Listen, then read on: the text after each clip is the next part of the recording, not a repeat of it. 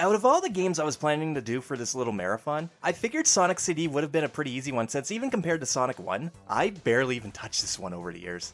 I think before recording footage for this game, I've only played it maybe 4 or 5 times, and that's counting every version I've had access to. So I figured, hey, I won't have to fight any personal biases here. I'm going in fresh, so it would be interesting to see how Sonic CD would stand up against the other 3. At the very least, I was the most excited to talk about this one, because I was borderline going into the game with no good memory. Plus, Sonic CD was a game that eluded me for the longest time, too. I first noticed its existence when I got the PC version of Sonic 3 and Knuckles and Sonic R, as it showed an advertisement for it, I believe. So I was like, what is this? There's a 4th classic Sonic game that I didn't even know about? Well, holy hell. I wonder if I'll ever get to play it. Somehow, though, it never showed up in stores, so I just never thought about it that much after that. That was until I played the Sonic Mega Collection for the first time and noticed the animations for this game, and I was blown away. This looked amazing to me. It was 2 Sonic animations that looked so much better than what even the TV shows provided. Mixed in with Sonic Boom, the main theme for the American version, and I watched these 2 things over and over, and just completely over and over and over again. The Mega Collection truly was the start of me getting back into the series tenfold, and this was one of those games I knew I had to play. It just kept staring me in the face. Like, sure, Sonic Adventure 2 was a priority for me back then, but I desperately wanted to play this too. I grew up on classic Sonic 1, Sonic 2, and Sonic & Knuckles, and the PC version had me well versed in the Sonic 3 portion, well, majority of it. So I figured Sonic CD was going to be in the Mega Collection as one of the unlockables.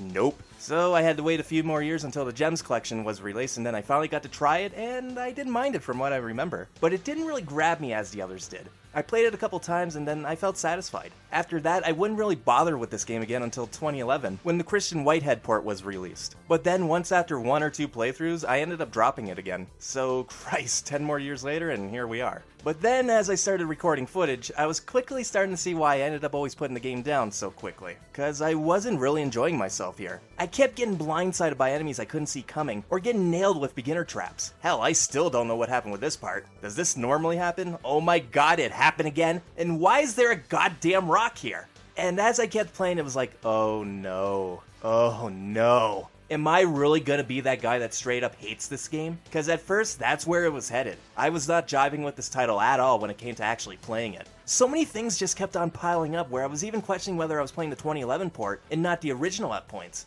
This just wasn't adding up. It's classic 2D Sonic. Even if I didn't like it nearly as much as I did the other classic style games, I should have been enjoying the majority of it in some regard, right? It's not like I'm a newcomer. Any other game I usually got into in some regard, or at the least I warmed up to it shortly after if it wasn't a complete mess. So I contemplated what the hell should I do here? Maybe I just wasn't getting this game's mechanics. Or was this how I used to experience the Genesis titles as a kid and I just repressed this type of BS from my memory because I played the other 3 way too much? It was honestly making me question my views on the other games for a moment, especially after I had already written the scripts for the other 3 by the time I got to this one. So I was kind of at a loss. Well, as we learned in Sonic 1, the design philosophy of these early games was that they wanted you to do repeat playthroughs. The more you play, the more rewarding the experience you could feel in these games when you're pulling off some legit cool stuff. So I took that to heart and made a point to play through the game probably more times than I probably should have, because I don't like to just blindly shit on a game. It's generally why I tend to play through the majority of games I review at least a couple of times. Well, this wasn't a couple of times. In fact, I lost track of how many playthroughs I did. So did my opinions change? Well, we'll get there. But of course, I welcome you to the brief history of Sonic CD's development, as well as my personal thoughts overall.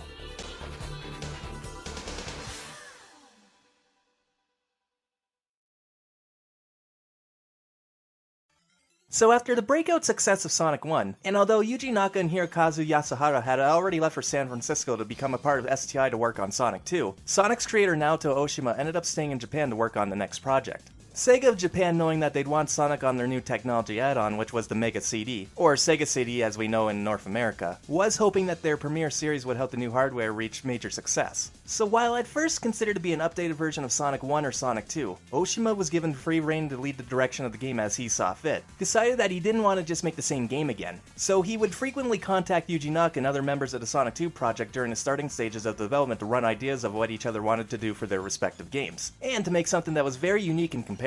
Certain elements of this game would be comparable to Sonic 1, though Oshima made absolutely sure that these levels would visually pop so that it stood out from anything that had been seen from the series up to that point.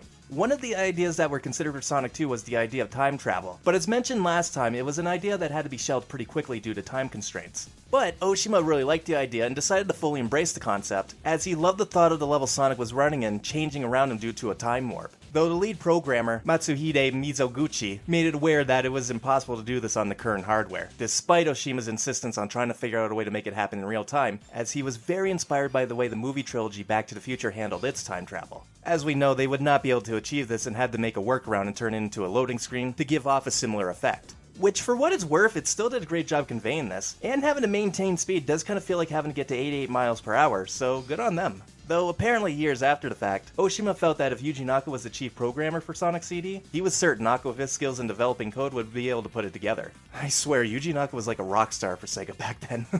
Now, much like Sonic 2, there was a focus on wanting to introduce new characters, wanting to provide a new protagonist, but also a new antagonist that could rival Robotnik's popularity. The game's visual designer, Kazuyuki Hoshino, was tasked with creating the new designs for these two new characters. The first was Amy Rose, who was actually inspired by a character of the same name being used in the manga at the time, Sonic the Hedgehog. Though, let's be real, this looks a little bit more than inspired. Wanting a twist on a standard kidnapping romance scenario that had been overused in the gaming world at the time, Amy was meant to be the one infatuated with Sonic, who would never show any emotion back to her, with him rescuing her simply being a part of his task to stop Eggman.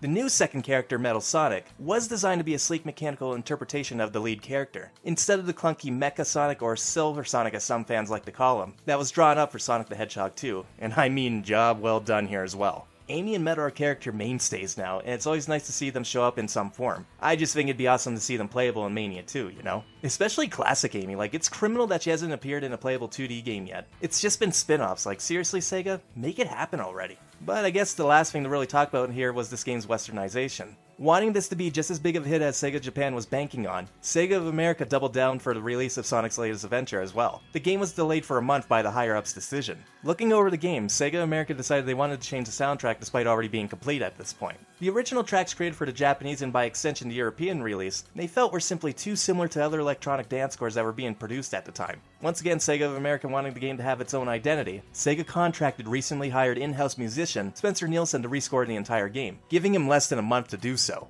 SOA wanted a more ambient sound that was completely separate from the original soundtrack, so after listening to the said original, developing an appreciation for it, Nielsen would contact a female pop and jazz group called Pastiche to help with creating an American soundtrack. This would prove to be successful as Nielsen would take their ideas to heart, and usually adding their vocal ability to numerous tracks. Part of the reason why this group was chosen was due to Nielsen wanting a female influence for the new soundtrack, as he felt it would be a good fit for the introduction of Amy, acting as subliminal advertising for the new character. It's just a bit of a shame she has like 20 to 30 seconds of screen time of Sonic CD entirely, though nice attempt I guess. The biggest contribution for the group had to have been the theme song Sonic Boom. The lead for the group, Sandy Crespin, was not only the singer for both versions of the theme, but was also responsible for the lyrics, coming up with the first few lines that she and the rest of her band helped finish. Released on November 19th, 1993, controversy for the new soundtrack was almost instant while most people in America wouldn't even realize the music had changed. The ones that did though apparently were not too happy. Fully aware of the controversy surrounding his alternate soundtrack, Nielsen decided to brush the controversy off entirely. I think the controversy surrounding the two versions of the game soundtrack were really blown out of proportion. Honestly, I've had hundreds of people tell me that they love the score I wrote for that game, and I'm sure the Japanese version has tons of fans as well, so everybody wins in the end, as it should be. After all, it's only a game. I think critics were looking for reasons to bash the game, and so many critics are hardcore Lyle fans, so they're not very objective. And they had all been playing the Japanese version for weeks or months before our version hit the streets. So it was like we replaced the music to Star Wars after the movie had been out for a while. From that perspective, I can't blame them, but to be honest, the game critics were always very kind to me and my collaborators, so a little bad press ain't the end of the world. And honestly, I fully agree with the statement. Looking back, it was extremely weird to delay a game by a month just to give it a new soundtrack. I mean, hell, 2/3 of it is still in the final game since they only changed the present portions of the soundtrack anyway, with a couple extra tracks like Sonic Boom and the boss fights. Would it have been nice if they offered the soundtracks as an option back then like they do nowadays? Of course, but it's also not 1993 anymore either. Now we have a game that has two soundtracks, and that adds a great ton of value, I feel. On top of the fact that this was CD quality music. A pointless decision when you really think about it? Sure. But I'd be hard-pressed to find anyone truly upset about it nowadays, and if you somehow still are, get the fuck over it already. So, as usual, let's discuss the story a bit before moving on to the gameplay.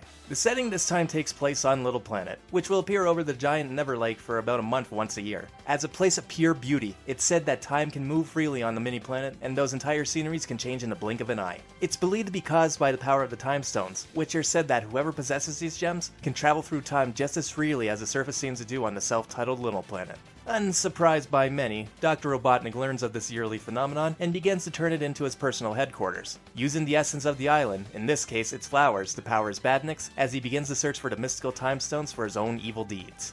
Eggman wouldn't be the only one interested in the planet though, as a familiar blue hedgehog decides to come see the beautiful planet for himself, unaware that Eggman had already beaten him there. Learning of the news that Sonic was fast approaching, Eggman only smiled, excited to put his latest and greatest invention up against the hedgehog, confident that he would finally be able to defeat his archenemy once and for all. As Sonic finally arrived at Never Lake, it became pretty clear that something was up. This little planet should have been the example of natural beauty and wonder, but was instead just a mechanical wasteland orb, as well as being tethered to the Earth's surface like a floating ball and chain. Seeing Robotnik's ego engraved in the mountainside where the chain was attached, it took Sonic no time to rush out to stop the Eggman's schemes for world domination once again. Though what he thought would be another simple battle against Dr. Robotnik, things got a bit more complicated when Sonic noticed that Amy Rose was on the island, playing with her tarot cards in an attempt to look into the future, hoping that it would lead her to her destined encounter with the blue hedgehog she loved beyond anything else at Never Lake. Though, much to Sonic's dismay, Amy soon spots him, and unintentionally complicates his objective to stop the mad scientist. Not too long after, Sonic first catches a glimpse on what would become one of his greatest enemies, Metal Sonic.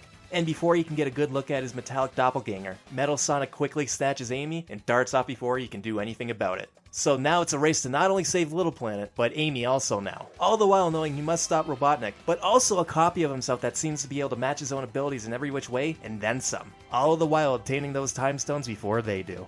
This is a pretty fun story, all things considered. Amy is kind of whatever in this appearance. Like I mentioned, she has like 20 seconds of screen time at most, and it's a bit of a missed opportunity not to make her playable if you ask me. But Metal Sonic, while his appearance is just as brief, does leave an impact. And it's easy to see why he's the robot doppelganger that has stood the test of time. Plus, I do feel they did a nice job on the time travel idea. It's vague, but I feel vague works better with time travel stories. It's very easy to make these kind of stories contradicting, but I do like it here. And it's a nice change-up with a lot of potential for future 2D games. But let's get on to the meat of this review. Sonic CD plays very similar to what came before. You control Sonic across 7 zones with 3 acts each, though this time the third act is very miniature in comparison, since it's basically just platforming for a little bit, then you're already at the boss fight. So while not as well paced as Sonic 2's acts are, this wasn't too bad either. I felt Sonic 1's 3-act structure made levels overstay their welcome a bit, but this was a happy medium. Sonic plays just about as much as he normally does. He runs, he jumps, he can curl into a ball to roll into enemies, or go down certain slopes to build up some speed. So business as usual.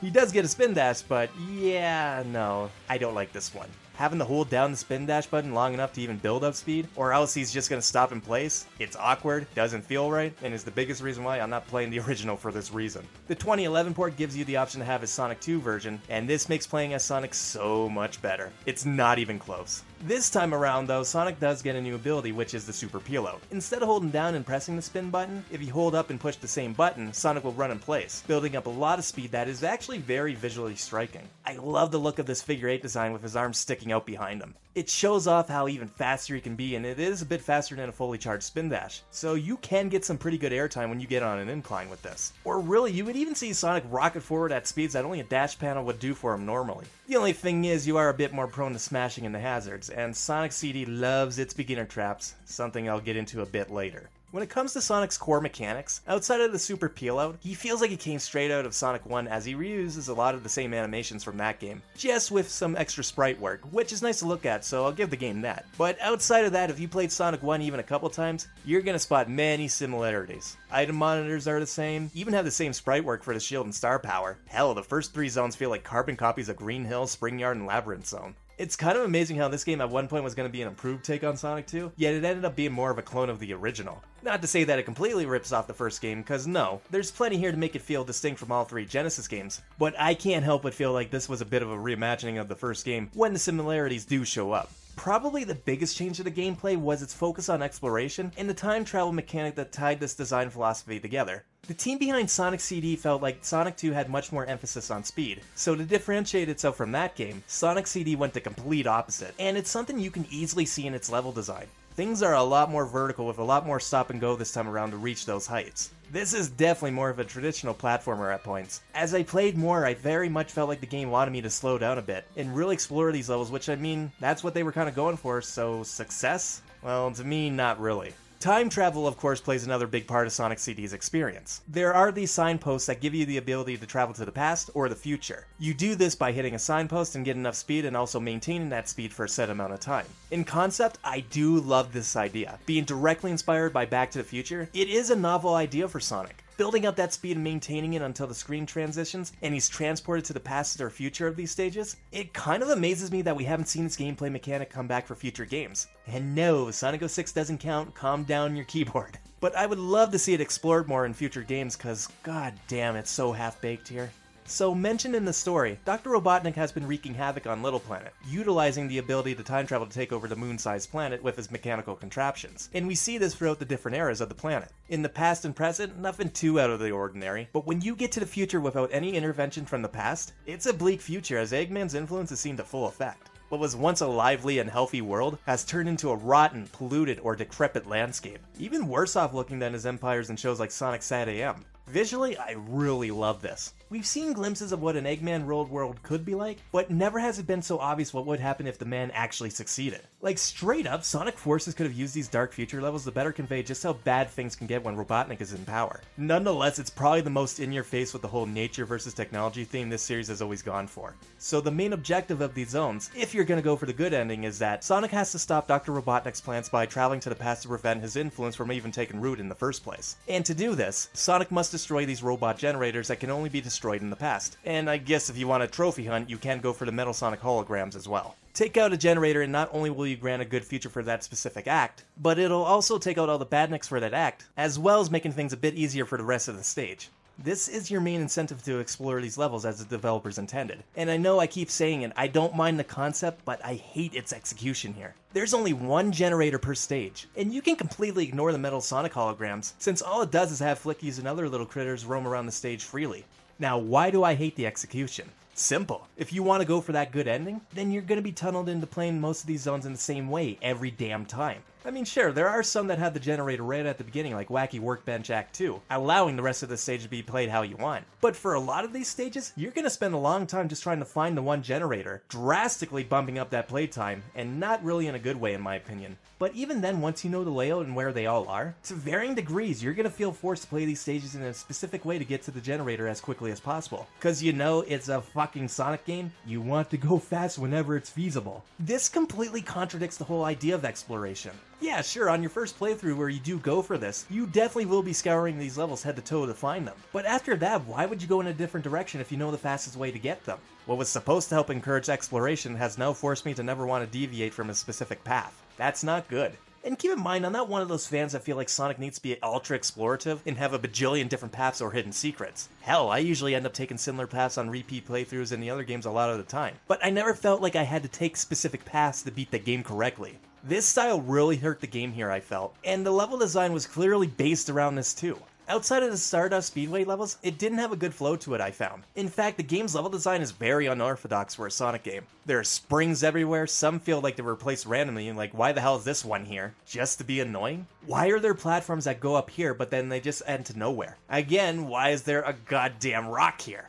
This just felt so off to me, and honestly made trying to maintain speed to time travel in the first place more of a pain in the ass than it had any right to be. Sonic, once he hits a time travel post, he'll hold on to that power. But once you do attempt to time travel, there is a point of no return where if you can't maintain that speed, then you lose that power and have to find another post. Which there are only so many for each level. And clearly the developers knew this because many of the levels have these sections that don't make a lot of sense whatsoever. Collision Chaos is probably one of the best examples, such as right here. What other reason would you actually go in here for, besides maybe rings if you were trying to go for the special stages? Yeah, that's right. You're only going in here to guarantee time travel, and Sonic CD has a lot of these parts. I found it kind of rare to pull off time travel authentically. On one hand, I'm glad the developers had enough foresight to include these to make time travel much more manageable, but what does that say for the level design itself then, if you're including parts like this just to circumvent frustration in the time travel mechanic? Well then, I'm sorry, but that just speaks to how shittily designed these levels can be at points. If you can't properly implement a core mechanic of the game because the level design is constantly at odds against it, well that's not good. End of story. Plus, there's no real reason to ever time travel to the future. There's nothing specific there that needs your attention. Sure, you can go to see what Robotnik's influence has been like, or if you do destroy the generator, then you can see the fruits of your labor getting to check out the beautiful utopian version of it. But that's kind of hilariously bad if you could actually ignore the future signposts entirely. Like, straight up, the only thing you'd be missing out on is the slightly different level design, because on the third act, you're gonna see the future no matter what. I'm sorry, but good God, that's just wow. Sure, it's inoffensive, but you gotta admit that completely undermines one half of the entire core gameplay change-up. Honestly, this whole generator mechanic reminds me of the special rings in Sonic Advance 2, just not to that extreme. You know, where the game also forces you to go on a specific path to get all 7 rings, just to get to the special stage, which completely dragged down the experience, undermining the level design. Sure, it's nowhere near as egregious here, but much like that game, I feel like if they gave you more than the required amount to achieve that goal, they would probably fix this issue I have. But say you don't like the idea of going for the generators, and you want to play the game just like you could a traditional 2D Sonic game, well, to the game's credit, you can still do this thanks to the Time Stones. This time around, Chaos Emeralds are nowhere to be seen, and are instead replaced with the Time Stones. But really, in a lot of ways, they serve the same purpose as they did in Sonic 1. It's just a means as a way to get the good ending. Or in Sonic CD's case, an alternate way to get the good ending. At first glance, I think this is really smart. It's like the game is able to have its cake and eat it too, giving the player 2 ways to approach this game, though I could have really done without it being the same as Sonic 1. To get to the special stage, you gotta make it to the end of the act with 50 rings in hand, and jump into the giant gold ring.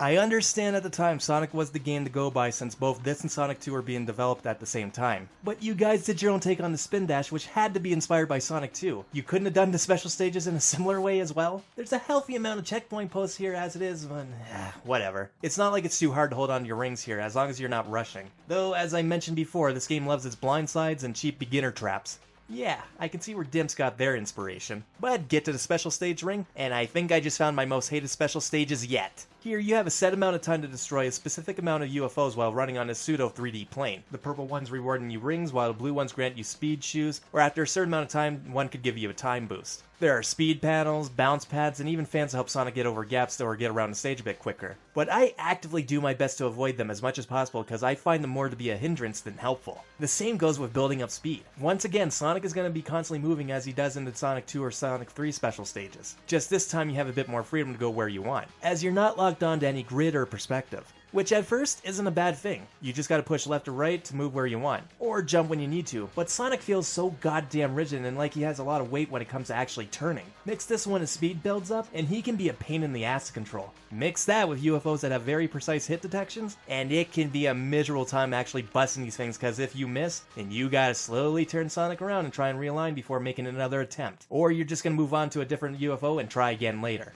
Then, on top of all that, if Sonic happens to land on water, for every moment he touches liquid, 10 seconds are automatically deducted from the timer, and that is the biggest reason why I hate picking up speed in these special stages. These goddamn things are hard enough to hit as it is at Sonic's beginning speed, but then trying to do so at his max speed? Good fucking luck. Because chances are, unless you have these levels down pat, you're gonna probably miss, overshoot, then probably land in the water, killing what time you had left. Like, it's pretty sad when I'll actively run into these things so that Sonic gets hit and he's forced to slow down. And if there's ever a time under normal gameplay in any goddamn game where you feel an incentive to actually take damage that isn't like a counter or some kind of gimmick like that, then chances are you messed up big time. I hated doing these special stages. Nothing felt right. And sure, I was able to retry as many times as I wanted by pausing before the timer went to 0, so it's not like I had to do multiple playthroughs to get all 7 in one run. But Christ, man, these legitimately made me rage at points, especially when I couldn't pause in time and I had to move on. Plus, this is more of a nitpick I admit, but as a former achievement trophy hunter, I really hated that after you got all 7 time stones, the generators automatically get destroyed. Now, I get it. If you get all the time stones, then you're automatically getting the good ending, so there's no real reason to go after the generators. It makes sense. But I didn't know this, and of course, I'm trying to be as efficient as possible and do both in one run. But then I find out after I get to the final stage that doing the time stones locked you out of that achievement. So I was doing all that goddamn time travel, looking for the generators and holograms for that matter. Meanwhile, I was wasting my fucking time. This just felt so anti-gamer, like why couldn't I go for both in one run? Hell, in another game, that normally would have unlocked a secret ending or something because I was going for a whole 100% completion. I was already kind of over it at this point, but then to find out it goes down like that, it just didn't help. And by then, I was definitely over it at this point. And it's a damn shame because there are elements about this game that I love, or that I want to love. Graphically, this game is gorgeous. Level themes, while a bit too inspired by some of Sonic 1's level themes, are beautiful to look at as the color pops. Or if they don't, then it's muted just enough to show out the past or bad future vibe. Badnik designs are a lot of fun, and while some of them kind of look too similar in design at points, which makes them kind of blend together somewhat, are still fun designs. The only thing that kind of sucks is due to the more vibrant colors, they can be harder to spot, and the hit detection on a couple of them are a little wonky. But it's still fun stuff. And I really like the idea of these Badniks being powered by flowers, so that even if you break one, the flower is still there. A much better indication that Sonic is helping bring life back to this planet. Musically, I mean, goddamn. What was once a bizarre choice by Sega, who felt the American version needed a new soundtrack, has now made Sonic CD a much more enriched and valuable product. While neither versions are my favorite soundtracks in the series, hell, I don't even really like one over the other that much, as I like both equally, but it's great stuff. Whether you want the more bouncy and electric feel of the Japanese soundtrack that makes you want to get up and move, perfectly capturing what that era of classic Sonic was all about, cute but cool and energetic, or if you want a soundtrack that really captures the mood of Robotnik's ambitions, that really captures the bleak atmosphere of a world controlled by the mad scientist, then you got it. To me, there's no wrong version here, like straight up. I've played in Time Attack just to play through Stardust Speedway, or Metallic Madness Zone to hear both versions of the music tracks because I dig them so much. Hell, I still even to this day can't decide what version of Metal Sonic's boss fight theme I like more. Bosses are disappointing for the most part, though. If there's anything I can give them, it's that they're certainly the most creative in the classic lineup. It's not even close. But most of these don't even feel like real boss fights to me. Palm Tree Panic is laughable. Literally just be behind him before he lands and then he goes down in 3 hits. It's not even the standard 8 hits. Then we have here, which, oh, I do not like this one. It's going for a pinball motif, which I can appreciate, as I do think this does predate Sonic Spinball, but when you're doing it worse than Sonic Spinball, yikes. Probably also didn't help that this happened the first time when I got here for this review. But even then, it was just annoying. It was such a pain in the ass to get to the top level to even hit him, and even once you do, it's a joke. Like, bop, bop, bop, and you're done. Tidal Tempest has a similar take on Labyrinth Zone where you gotta chase after Eggman, but to its credit, you do have to actually hit him this time. But it doesn't mean much if he doesn't fight back here. He literally just loops until you hit him 4 times. Then you reach the next phase where it's actually really intimidating at first. You're completely underwater with no air bubbles. Oh, wait. This is dumb.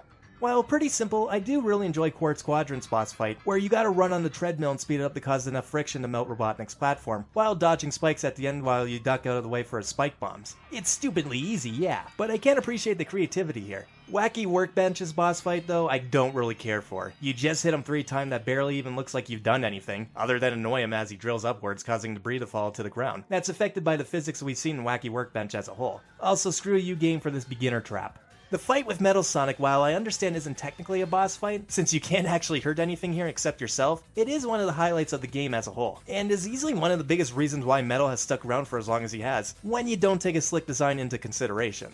As for the final boss, what a joke. Oh, you'll probably take damage on the first attack because you gotta be ultra precise, which blows me away I was able to get a clean first hit on my first playthrough. But I'm trying to think of more stuff to say about these fights, but there's just sadly not much there. And this kind of applies to the levels themselves to some degree. Yeah, they're colorful and pretty to look at, mixed in with the great soundtracks, and I don't think they're horrible to run through. But most of them are so short if you approach them as you do in other Sonic games and ignore the generators. This also makes going for the time stones even less fulfilling, because it's clear the developers want you to go for those generators, because to ignore them is to basically ignore the time travel mechanic entirely. Unless you want to go to the past or future because you dig the music there or something like that. But then if you do go for them, then we're back to that limited linear progression feeling, so you can't really win either way. I think it doesn't help though that Sonic CD's zones don't really start to get its own identity until the second half of the game with Quartz Squadron. It's a mining level where the gimmick here is that there are conveyor belts throughout the stage that either slow or speed up Sonic's speed when running on them, and the direction can be changed on them. It's not a bad idea that sadly doesn't really get fleshed out, as I found it made absolutely no impact on the level design except for these instances. They really should have done more of these vertical conveyor belts when you consider how vertical-based Sonic CD's level designs tends to be.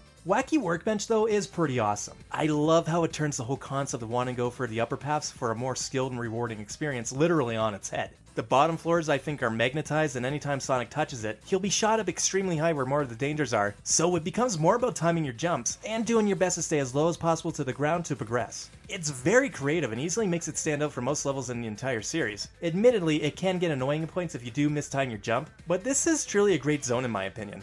Then of course we got Stardust Speedway. It goes without saying this is the best zone in the game and really encompasses that vision I think the team was going for in Sonic CD. Cause it's really explorative, but it doesn't sacrifice speed to obtain it, and it does have pretty good flow. I found this zone the easiest to time travel on without relying on those gimmicky spots like in other levels. I mean really, there's a reason why this zone is the one out of all of them that has been brought back plenty of times. It's got great music, it's fast to go through without feeling like you finished the acts before it even started, and visually it's gorgeous, all 4 versions of it. And I guess that just leaves Metallic Madness Zone, and I'm pretty neutral on it. It's just another take on Scrap Brain, but with better music, and it's not as punishing, I think. And of course, a bit more labyrinth focus, especially in Act 2, it's straight up a hedge maze. Although it did give us GB Sonic, so that makes it a winner by default.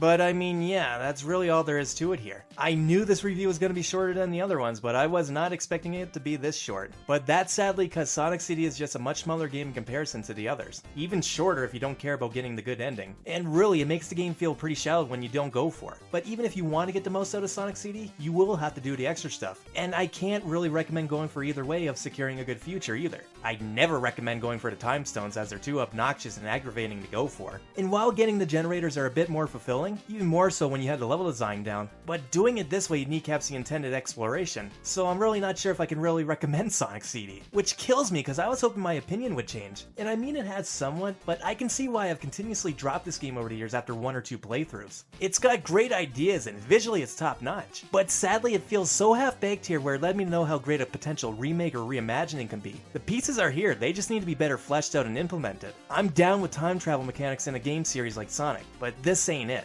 Maybe if it had longer levels, a reason to actually go to the future, improve on the special stages so that they're more fulfilling to go for. Maybe instead of one generator, there are multiple of them throughout the stage, and you only have to break a certain amount. That way you can still explore, but not feeling like you gotta go on the same path each time when you do decide to save each act's future. The potential is real, man, but to act like this is the best in the series as some people have claimed over the years, to each their own I guess, but I can't get behind that. I don't mind playing it after I set out what I said I was gonna do at the beginning, but I have a feeling I'll probably only ever come back to Sonic CD out of some sort of obligation, or if Sonic Origins does some new things for it that changes my mind. Nonetheless, it's not a bad game, but it doesn't even come close to its Genesis counterparts for me, despite its potentially higher highs.